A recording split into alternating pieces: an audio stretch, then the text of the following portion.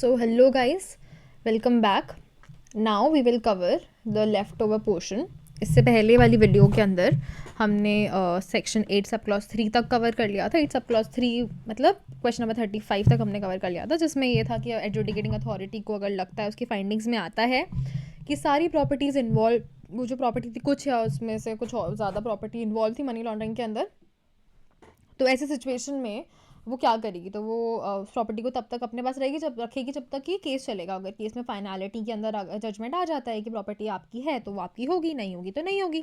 ठीक है, मतलब मनी लॉन्ड्रिंग की प्रॉपर्टी है तो फिर वो कॉन्फिस्केट हो जाएगी, मनी लॉन्ड्रिंग की प्रॉपर्टी नहीं है तो आपको वापस हो जाएगी. ठीक है, अब हम आते हैं क्वेश्चन नंबर 36 पे.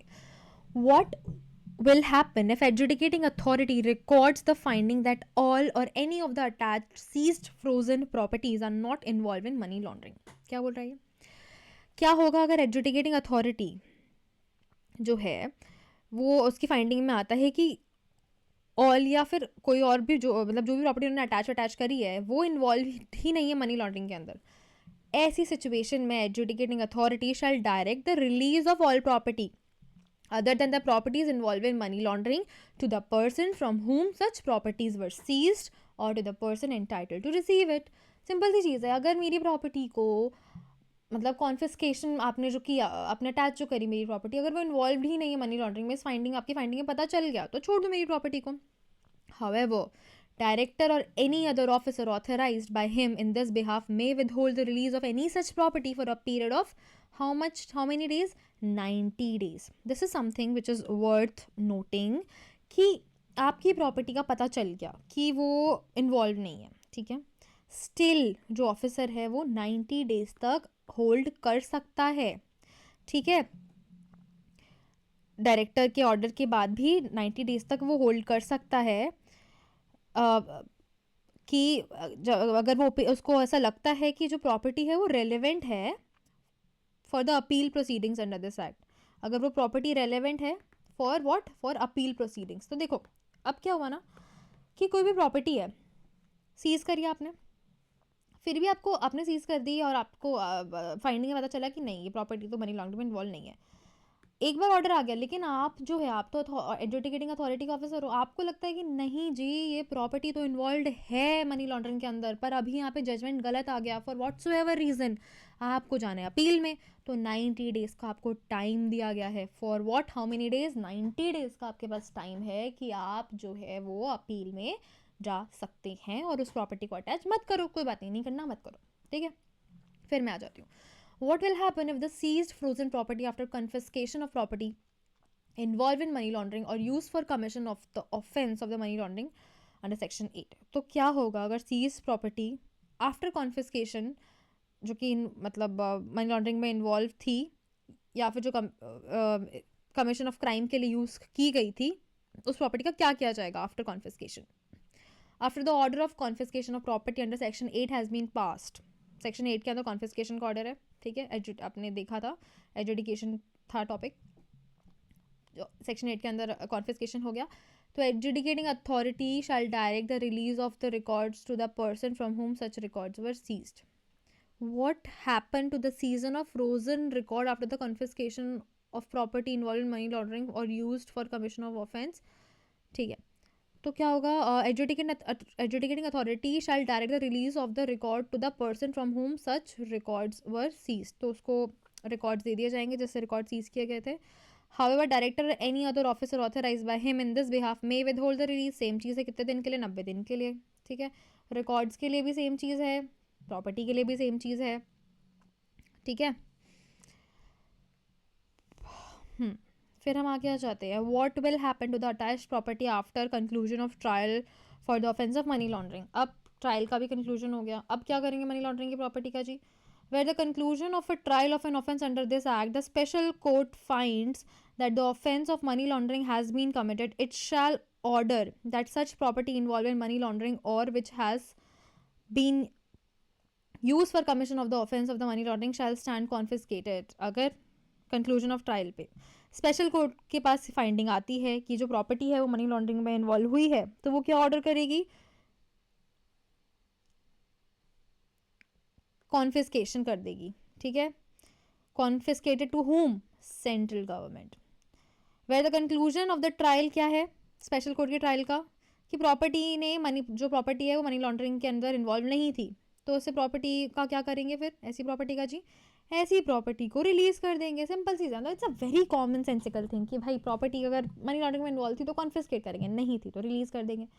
Where the trial under this act cannot be conducted by reason of death of the accused or the accused being declared a proclaimed offender or for any other reason or having commenced but could not be concluded. Special court on an application moved by director or person claiming to be entitled to the possession of the property in respect of which an order has been issued by adjudicating authority confirming the provisional attachment of the property pass appropriate orders regarding confiscation or release of the property as the case may be after having regard to the material before it. क्या बोलना चाह रहा है ये, देखो अगर कोई trial, एक ट्रायल हो गई कंक्लूड, कंक्लूजन में दो चीज़ें आई, एक इन्वॉल्व थी एक इन्वॉल्व नहीं थी, इन्वॉल्व थी कॉन्फिस्केट कर लिया, नहीं थी कॉन्फिस्केट नहीं किया। फिर मैं आ गई, अगर ट्रायल ही कंप्लीट नहीं हुआ है, कोई भी रीज़न होता है, डेथ हो गई हो अक्यूज की, ठीक है, प्रोक्लेम्ड ऑफेंडर उसको घोषित कर दिया गया, ऐसी सिचुएशन में क्या होगा, एप्लीकेशन कौन मूव कर सकता है, डायरेक्टर या फिर कोई जो पर्सन है जो क्लेम कर रहा है एंटाइटलमेंट, वो अपनी एप्लीकेशन मूव कर सकता है एडजुडिकेटिंग अथॉरिटी को कि प्रोविजनल अटैचमेंट कंफर्म हो गया या कर दो, या फिर कोई अप्रोप्रिएट ऑर्डर पास कर दो, कॉन्फिस्केट करो या रिलीज करो, मतलब मैं यूज़ कर पाऊँ, कुछ तो मैं कर पाऊँ उस प्रॉपर्टी का, ठीक है, कुछ तो इस्तेमाल हो पाए। After order of confiscation, all the rights and titles of the property shall vest absolutely in the central government, free from all encumbrances. So, central government के पास सारा पावर आ जाता है। अगर कब आ जाता है सेंट्रल गवर्नमेंट के पास सारा पावर, जब जो प्रॉपर्टी है ना वो क्या हो जाती है, कॉन्फिस्केट हो जाती है। That's very simple, I guess there is nothing to question about, very about, it's very simple. अब मैं आगे आ जाती हूँ, after the appellate authority against the order passed by adjudicating authority and what is the time limit to file the appeal. What is the appellate authority against the order passed by adjudicating authority and what is the time limit to file appeal? अब ये पूछ रहा है जी appellate authority क्या होती है, ठीक है, एंड क्या टाइम लिमिट है अपील फाइल करने की जी एडजुडिकेंट अथॉरिटी के अगेंस्ट, ऑर्डर के अगेंस्ट, डायरेक्टर और एनी पर्सन। देखो आपके फेवर में ऑर्डर आया तो डायरेक्टर, ईडी का ईडी के जो डायरेक्टर है वो करेंगे, ईडी के फेवर में ऑर्डर आया यानी गवर्नमेंट के फेवर में ऑर्डर आया तो आप जाओगे अपील में, सिंपल सी चीज़ है, ठीक है। तो ईडी के डायरेक्टर या फिर आप जो कि अग्रीव्ड हो किसी ऑर्डर से made by adjudicating authority under this act may prefer an appeal to the appellate tribunal. Appeal has to be filed within the period of 45 days from the date of receipt of copy of order made by adjudicating authority. कितने दिन जी, important चीज़, कितने दिन, appeal has to be file within a period of 45 days, 60 days नहीं है, या ध्यान रखना 90 डेज भी नहीं है, 45 days, important important important, 45 days का टाइम है फॉर व्हाट, अपील। अपील के लिए कितना टाइम है, 45 डेज का टाइम है for what, appeal appeal appeal, appeal के लिए कितना टाइम है, 45 डेज। कैसे याद करूँगी अब मैं इसको, देखो ए से 4 बन गया, ठीक है, पी से 5 बन गया, 45 अपील, ठीक है, अपील ए से 4 बन गया, बी से 5 बन गया, 45 डेज, ठीक है। Appellate tribunal may entertain an appeal after the expiry for the period of 45 days if satisfied then that there was sufficient cause for not filing। तो देखो कॉन्डनेशन ऑफ डीले तो आपने सुना ही होगा, अब लॉ के स्टूडेंट है तो, ठीक है, कि कॉन्डनेशन ऑफ डीले भी हो जाता है, 45 डेज़ का टाइम जो है वो मिल जाता है आपको, अगर सेटिस्फाई हो जाता है कोई इंसान कि भाई सफिशेंट कॉज आपके पास आ जाता है कि क्यों आपने फाइल नहीं किया केस, ठीक है। कोई कॉन्डनेशन ऑफ डील का ढंग का रीज़न दे, तो मतलब कोई सेंसिबल रीज़न देना, ऐसा बकवास रीज़न नहीं कि मेरे को मन नहीं था जज साहब इसलिए मैं नहीं आ पाया, that's a very stupid reason to give, I believe.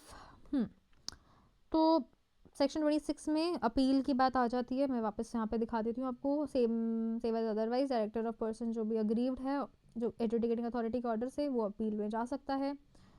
Appeal section 13, every appeal shall be filed with 45 days, ठीक है। Copy of order made by adjudicating authority director is received and it shall, so कब से 45 days है वही जिस दिन से आपको ऑर्डर की कॉपी मिलती है, ठीक है, एडजुडिकेटिंग अथॉरिटी के ऑर्डर की या डायरेक्टर के ऑर्डर की. अपीलेट ट्रिब्यूनल में give opportunity of being heard entertain after expiry, तो उसके बाद भी दे सकता है जब कोई सेंसिबल आपके पास कारण होना चाहिए, बकवास कारण के अलावा. Appeal filed before the appellate tribunal under subsection 1, subsection 2 shall be dealt with it as expeditiously as possible. An endeavour shall be made by it to dispose of the appeal finally within 6 months from the date of filing the appeal. ठीक है, क्या बोल रहा है ये? Appeal file before appellate tribunal और इस subsection के अंदर शैल बी डेल्ट एक्सपीडिशियसली, कितना पॉसिबल, कितनी जल्दी इसको निपटाने का काम करना है भाई, 6 महीना, 6 months, ठीक है. It's good and important. So time limit हमने देख लिया है. What which is appellate authority against order pass by appellate tribunal, and what is the time limit. Any person aggrieve by decision और the order of appellate tribunal may file appeal to high court. तो देख रहे हो अब बात, ठीक है, वो मीम देखा है आपने, देख रहे हो, तो आप देख रहे हो यहाँ पे कि भाई पहले में आई एडजुडिकेटिंग अथॉरिटी, फिर में आई अपीलेट ट्रिब्यूनल. भाई अब भी मेरे से शांति नहीं आ रही है, मेरे को दिक्कत हो रही है जज साहब, तो भाई मैं आ जाओ मेरे पास, हाई कोर्ट आ जाओ, और मैं क्या कर सकता हूँ और आपके लिए, है ना, इतना ही कर सकता हूँ. तो एनी पर्सन अग्रीव्ड, हम देखो हम दे रहे हैं आपको 45 दिन का टाइम, समझ गए आप. अब आगे सुनना और आगे का टाइम वाला है. एनी पर्सन अग्रीव्ड, इसको मैं यहाँ से लिंक कर देती हूँ. हाँ, एनी पर्सन अग्रीव्ड वो फाइल क्या कर सकता है, appeal to the high court within how many days, 60 days from the date of communication of decision or order of the appellate tribunal to him or any question of law or fact arising out of such order. Thus appeal can be filed before high court on any question of law or fact. Good point. Question of what? देखो इस पे question आ सकता है. Question of law पे बोलेगा वो कि नहीं आप हाई कोर्ट में पीएमएलई की अपील फाइल कर सकते हैं, लेकिन जो है वो किस चीज़ के अगेंस्ट कर सकते हैं जी, क्वेश्चन ऑफ लॉ होना चाहिए. आई एम श्योर ऐसे क्वेश्चन एक स्टेटमेंट बना के दे दिया तो आप कंफ्यूज हो जाओगे कि नहीं नहीं सही बात है ना, you know smart people will think कि क्वेश्चन ऑफ लॉ होता है. सब्सटैंटिव क्वेश्चन ऑफ लॉ एक नाम है, शब्द जो दिमाग में आएगा जी, नहीं. Question of law and question of fact दोनों दोनों दोनों दोनों इसमें इन्वॉल्व होंगे. You are getting my point.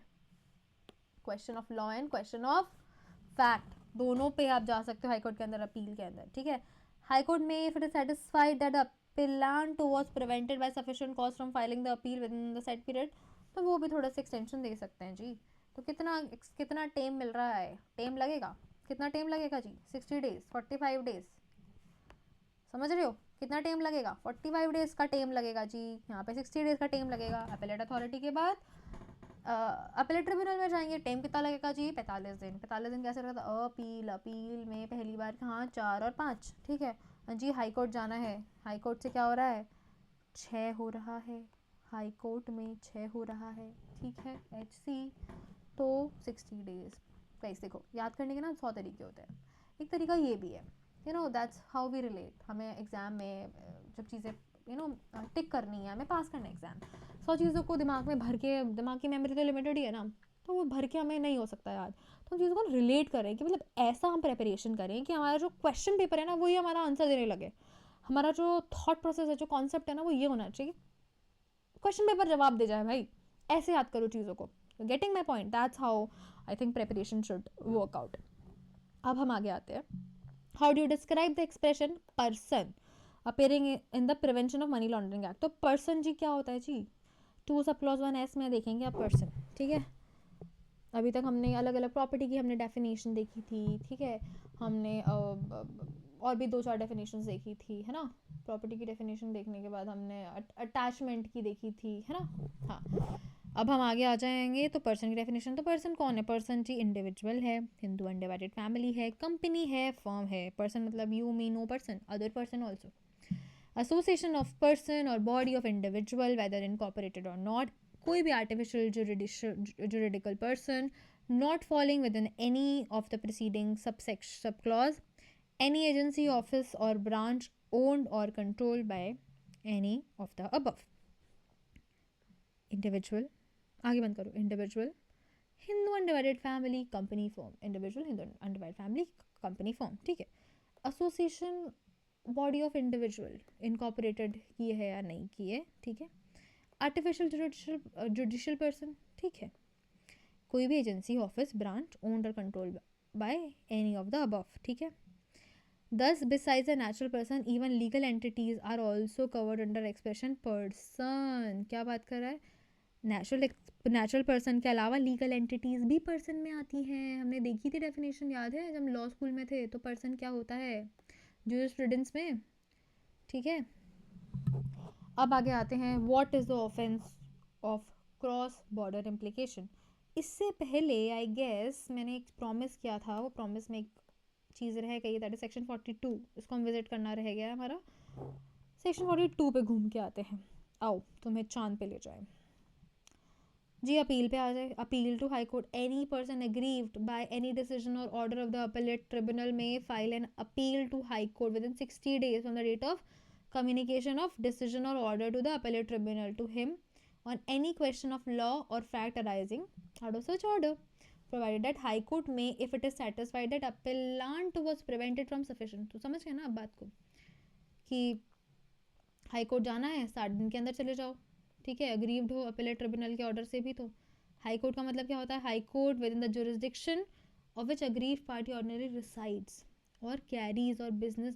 Important चीज़ है गाइस, देखो यहाँ हाई कोर्ट का मतलब क्या होता है। हाई कोर्ट जिस जुरिस्डिक्शन में अग्रीव्ड पार्टी ऑर्डिनरीली रहती है, बिजनेस कैरी आउट करती है, पर्सनली वर्क करती है for gain, where central government is the aggrieved party, high court within the jurisdiction of which the respondent, or in a case where there are more than one respondent, any of the respondent ordinarily resides or carries on business or personally works for gain। तो यहाँ फिर जहाँ पे central government aggrieved party है, तो high court with the jurisdiction of which respondent, और in the case where there are more than one respondent, any of the respondent ordinarily resides or carries on business or personally works for gain। Aggrieved party है भाई, वो जहाँ रह रही है वो हो गया, क्या हो गया, हाई कोर्ट का जुरिस्डिक्शन, ठीक है। सेंट्रल गवर्नमेंट अगर अग्रीव पार्टी है तो हाई कोर्ट किसका जुरिस्डिक्शन माना जाएगा, रिस्पोंडेंट। अगर बहुत सारे रिस्पोंडेंट है तो उनमें से किसी भी एक रिस्पोंडेंट को मान लिया जाएगा, ठीक है। मतलब सेंट्रल गवर्नमेंट अगर अग्रीव पार्टी मान लो, एक रिस्पोंडेंट 1 है, रिस्पोंडेंट 2 है, रिस्पोंडेंट 3 है, ये जयपुर का है, ये हैदराबाद का है, ये दिल्ली का है, कौन हुआ अग्रीव? अब कौन सी जुरिस्डिक्शन मानी जाएगी? अरे भाई जुरिस्डिक्शन कौन सी मानी, जुरिस्डिक्शन ये मान सकते हैं, ये मान सकते हैं, ये मान सकते हैं, ठीक है। तीनों यहाँ पे जयपुर में रहता है काम करता है, जयपुर हैदराबाद में रहता है काम करता है, दिल्ली में रहता है काम करता है, भाई जिसमें मानना है उसमें मान लो, ये बोलना चाह रहा है ये पॉइंट 3, ठीक है। आई थिंक ये क्लियर हो गया आपको। हाँ, अब हम वापस आ जाते हैं हमारे टॉपिक पे जो हमने छोड़ा था। अब what is offence of cross border implication, ठीक है। any conduct by a person at a place outside India which constitutes an offence at the place and which would have constituted an offence specified in Part A or Part C of the schedule had it been committed in India, and if such person transfers in any manner proceeds of such conduct or part thereof to India। Offence of cross border implication क्या होता है, कोई भी conduct किसी person ने किया होता है जो कि इंडिया से बाहर रहता है, ठीक है, और उस प्लेस पे भी वो ऑफेंस है, ठीक है, जो कि और वो जो चीज़ उसने करी है, जो एक्टिविटी उसने करी है, वो इंडिया में भी ऑफेंस है, ठीक है। Specified in what, part A and part C of the schedule, has it been committed in India as if such person transfer. अगर और ये जो ऑफेंस है ये कमिट हुआ है और इसका जो पैसा है वो इंडिया में ट्रांसफर हुआ है, तो ये प्रोसीजर ऑफ क्राइम के अंदर आएगा। Any offence specified in part A और सी, बी की बात नहीं करी जा रही है, that is something which is important, B की बात नहीं की जा रही है। ए में क्या था, जो बहुत ही इंपॉर्टेंट से महंगे वाले ऑफेंस थे, बी में क्या था, नॉर्मल वाले ऑफेंस थे, सी में क्या था, इंटरनेशनल वाले ऑफेंस थे, है ना। And the procedure of crime, the schedule which has been committed in India and proceeds of crime or part thereof have been transferred in place outside India or any attempts has been made to transfer the proceeds of crime or part thereof from India to a place outside India. तो भाई दोनों चीज़ों की बात समझ लो. Offence of cross border implication में क्या आ रहा है, फॉरेन में ऑफेंस हो रहा है, इंडिया में प्रोसीड्स आ रहे हैं, इंडिया में ऑफेंस हो रहा है, फॉरेन में प्रोसीड्स आ रहे हैं. Both are offence of what, offence of cross border implication. Offence of what, offence of cross border implication. ठीक है, दिख रहा होगा आपको ये offence of what, offence of cross border implication है ये. ठीक है. चलो अब हम यहाँ तक हमारा कवर हो. अब हम आगे आते हैं obligation of banking companies, financial institution and intermediaries. तो यहाँ तक तो आई थिंक आपको क्लैरिटी आ गई होगी. ठीक है, एक बार मैं ना बेयर एक्ट भी आपको विजिट करा देती हूँ. ये है हमारा सुंदर प्यारा बेयर एक्ट. ठीक है, सुंदर प्यारे बेयर एक्ट के हम इंडेक्स में आ जाते हैं. यहाँ पे हमने देखा है short title definition, offence of money laundering, punishment of money laundering. Punishment में हमने एक चीज़ देखी थी, एनडीपीएस वाले मैटर में 3 से 10 साल की पनिशमेंट थी, बाकी मैटर्स में 3 से 7 साल की पनिशमेंट थी. दोनों में फ़ाइन का अमाउंट हटा दिया, पहले था अब नहीं है. ठीक है. अटैचमेंट, एडजुडिकेशन, कॉन्फिस्केशन, इसको हमने बहुत ज़्यादा बार देख लिया है. ठीक है, अटैचमेंट हमने देख लिया है, एडजुडिकेशन हमने देख लिया है. ठीक है, फिर हम आगे आ जाते हैं ऑब्लिगेशन. अभी हम ये देखेंगे. ठीक है, चैप्टर 4 अभी हम देखेंगे. पावर देख ली, सर्वे देख लिया, सर्च सीजर देख लिया, सर्च देख लिया, अरेस्ट का देख लिया, retention of property, retention of records देख लिया हमने. ठीक है, कितने कितने दिन, 180 दिन रख रहे हैं, उसके बाद भी अगर ऑर्डर दे दिया तो 90 दिन और रख ले रहे हैं. ठीक है, प्रिजम्पशन क्या है, माना जाएगा गंदी मतलब गंदी, गंदे के साथ गंदा होता है, मतलब खराब बच्चा है, बदमाश बच्चा, बदमाश बच्चे 10 बदमाश बच्चे एक शरीफ बच्चा तो क्या होगा, गंदा बदमाश ही मान रहे हैं उसको. प्रिजम्पशन इंटरकनेक्टेड ट्रांजैक्शन है, 1 2 3 4 10 ट्रांजैक्शन, उसमें से भी एक है तो भाई हम मानेंगे कि ये तो अटैच उसके साथ ही है. बर्डन ऑफ प्रूफ किस पे होता है जी, बर्डन ऑफ प्रूफ वाला हमने पढ़ा था, मैं एक बार उसको भी रिविजिट कर लेती हूँ. बर्डन ऑफ प्रूफ के अंदर हमने जस्ट अ सेकेंड, हमने इसमें क्या पढ़ा था, रिविजन में करा देती हूँ उसमें. सेक्शन नंबर व्हाट 24 था ना बर्डन ऑफ प्रूफ का.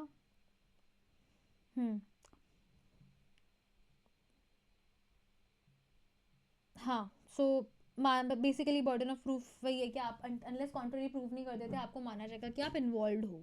ठीक है, in case of any other person और अथॉरिटी ऑफ कोर्ट में presume that such proceeds of crime are involve in money laundering. तो आप मतलब खुद जब तक प्रूव ना कर दो तब तक ये माना जाएगा कि आप हो इसके अंदर इन्वॉल्व, तो बर्डन ऑफ प्रूफ आप पे आ जाएगा. ठीक है, फिर अपेलेट ट्रिब्यूनल की बात आ गई. Appeal to appellate tribunal. Appellate tribunal क्या होता है, अपील टू अपेलेट ट्रिब्यूनल 25-26 ये भी एक बार हम देख लेंगे, रिविजिट कर लेंगे. Procedure and power of appellate tribunal, distribution of business amongst benches, power of chairperson to transfer cases, right of appellate और right of appellant to take assistance of authorities. तो ये बेसिक चीज़ें हैं जिन पे क्वेश्चंस आ जाते हैं. ठीक है, we will cover this. Special codes क्या हैं इसको भी हम कवर कर लेंगे. ठीक है, फिर हम आ जाते हैं offence to be cognizable non bailable क्या होगा, एप्लीकेशन क्या होगी, अपील रिविजन क्या होगा. ठीक है, फिर आगे आ जाते हैं अथॉरिटीज़ का जो है चैप्टर 8 है. चैप्टर 8 में क्या हो रहा है, authorities under act, appointment, jurisdiction, power of central government to issue direction, empowerment. ठीक है, फिर आगे आ जाता है रेसिप्रोकल अरेंजमेंट के बारे में बात कर रहा है. ठीक है, फिर मिसलेनियस प्रोविजन आ जाता है, इसमें punishment of vexatious search, punishment for false information और failure to give information, cognizance and ये सारी चीज़ें आ रही है. सो इस वीडियो में हम इतना ही करते हैं. इसके बाद हम नेक्स्ट वीडियो लेकर आएंगे. नेक्स्ट वीडियो के अंदर हम बाकी सेक्शंस को कवर करेंगे. आई थिंक इतना फ्रूटफुल रहा है आपके लिए एंड आपको ये चीज़ें याद हो गई होंगी. And please like subscribe my channel because that simply gives me motivation to work hard and make more videos and put on more efforts. I'll be making notes as well if you want. तो please उसको share करिए, subscribe करिए और उसमें comment section में जाकर लिखिए कि मैम हमें नोट्स चाहिए या हमें किस टाइप की हेल्प चाहिए. Whatever kind of help you need in studies और in personal stuff, I am ready to help. if you want me to make strategy, if you want me to help you with how to go about things, I am whole and soul there for you. Just write in the comment section and we will work out. All right, तब तक के लिए bye bye, good night.